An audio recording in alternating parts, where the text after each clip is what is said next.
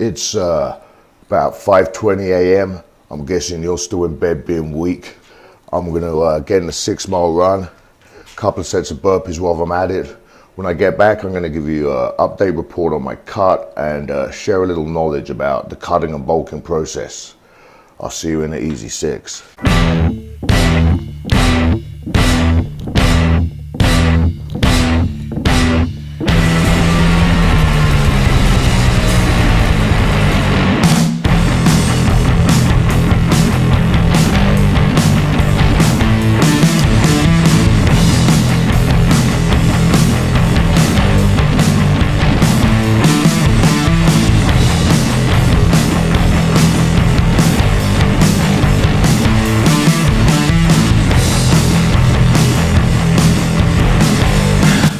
Now, we're gonna run 3 miles down to Venice Pier, do the same thing down there. Right, let's go. Across the earth, across the sky, and I will be until the day I die. I am the angriest man alive. So, 3 miles later, and here I am at the end of Venice Pier. So another 2 sets of burpees and then another 3 miles home. Died with a needle in his vein. I won't go out the same way, no matter how bad the pain. For nail that stands up gets hammered, there's a lesson that I learned to spur.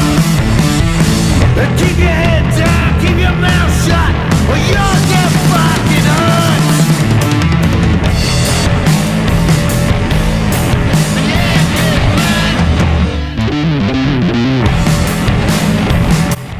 So that's 6 miles and 40 burpees out of the way in less than an hour. You gotta learn to love the grind, because the grind's what's gonna make you different. So, it's day 10 of my extreme 21-day cut. So we're at the halfway point, and I thought I'd give you all a progress report. I can tell you I'm certainly starting to feel the effect of the low calories. I'm having to really push myself through my cardio. I'm starting to lose some strength in the gym, especially off my pressing movements. You'll notice when you cut, you always lose strength. When you start to lose strength, it's always off your weakest exercise first.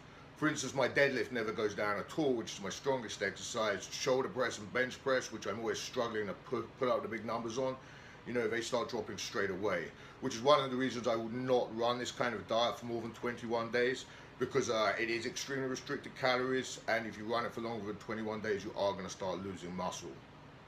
Now, the million-dollar question, is it working?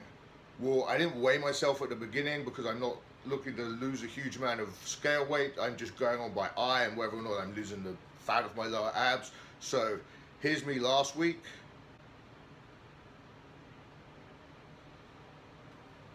So 10 days later, what are we looking at? Success or failure?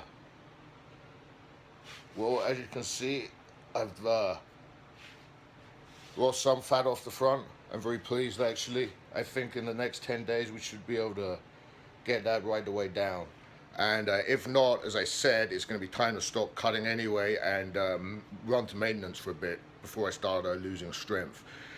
And with that being said, I wanted to talk a little bit about bulking and cutting in general, because I think there's a lot of guys out there and they're taking 2 steps forwards and 1 step back, because they're adhering to really outdated protocols, which go back to professional bodybuilders who are looking at being, 50 or 60, carrying 50 or 60 pounds of muscle over their natural body weight. Now, say if I wanted to be 260 pounds, then yeah, I would have to bulk up to maybe 300 pounds to put on that muscle. But if you just want to be a big jack dude, you really do not have to cut and bulk like that. And also, you've got to remember, these ideas, a lot of these ideas come from competitive bodybuilding. And these guys are training to look good for a contest, for one day of the year. They don't care what they look like the rest of the year round. Whereas the regular guy, a professional wrestler, for example, we want to look good all the time, right? All year round. So I'm against bulking. You don't need to bulk. It's perfectly possible to add muscle without adding a huge amount of fat. And I'm going to tell you exactly how I'll be doing it at the end of this cut. Basically, you have to be patient. The muscle's going to come slower, but you're not going to be adding fats. You're not going to then have to do a cut that's going to result in you losing a lot of muscle. So basically, when you bulk, you want to keep your fat very, very low so you can keep your carbohydrates high. And I mean good carbs, slow carbs, brown carbs, oats, rice. So you want high carbohydrates and high protein, very low fat. So for instance, when I finish this cut, right now I'm on 1 meal a day. Now, I'm going to add in a pre-workout shake and a post-workout shake, each of which has half a cup of oats in and 1 scoop of protein. So that's only another 300 calories in each. So I'm going to do that for a week.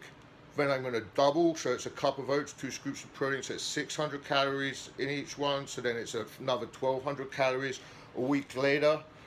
And then keep monitoring my progress and just add calories very slowly until you start seeing your fat start to increase, then you back off. So some people call it recomposition. I just call it slow bulking. But anyway, I'm going to take you through the process step by step at the end of this cut. So in general, I'm pretty pleased with how it's going. Hopefully in 21 days I'll have the fucking full 6-pack. But as you can see, I definitely made some improvements from last week. So until next time, be good. And if you can't be good, be a bad motherfucker. Kaboom!